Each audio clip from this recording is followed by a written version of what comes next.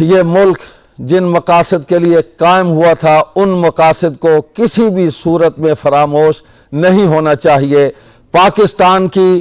دینی قوتوں کی، پاکستان کی مذہبی جماعتوں کی، پاکستان کے دینی اداروں کی یہ بنیادی ذمہ داری ہے، اور اللہ ہمیں اس ذمہ داری کو پورا کرنے کی توفیق عطا فرمائے کہ ہم اپنی دینی شناخت کو، اپنی دینی پہچان کو اور پاکستان کے دینی نظریاتی اور اسلامی تشخص کو ہم کسی صورت بھی اس پر آنچ نہیں آنے دیں گے، اور ہمیں پرامن جد و جہد کرتے ہوئے اپنے اہداف کو، اپنے مقاصد کو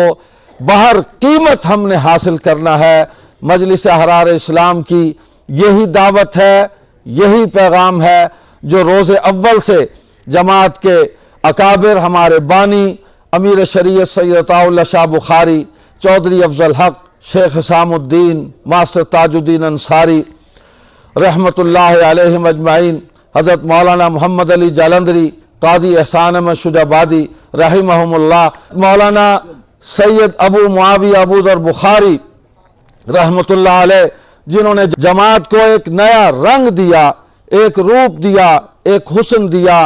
ابن امیر شریعت حضرت مولانا سید عطاء المحسن بخاری رحمت اللہ علیہ، ان لوگوں نے اپنا وقت، اپنا مال، اپنی تمام صلاحیتیں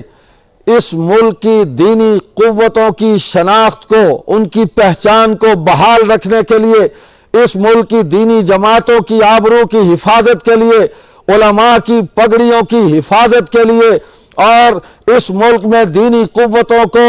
وحدت کی ایک اکائی میں پرونے کے لیے انہوں نے مجلس احرار اسلام کے سٹیج سے ایک محنت کی۔ الحمدللہ یہ محنت آج بھی جاری ہے، جب تک ہم زندہ ہیں یہ محنت جاری رہے گی۔ اس کے راستے میں آنے والی ہر رکاوٹ کو ہم ختم کریں گے، ہٹا دیں گے، دور کر دیں گے۔ اللہ تبارک و تعالی ہمارے اکابر کی اس محنت کو زندہ جاوید رکھے گا، اور اللہ ہمیں ان کے نقش قدم پر چلائے اور اس امانت کو سنبھالنے کی توفیق عطا فرمائے۔ والسلام علیکم ورحمۃ اللہ وبرکاتہ۔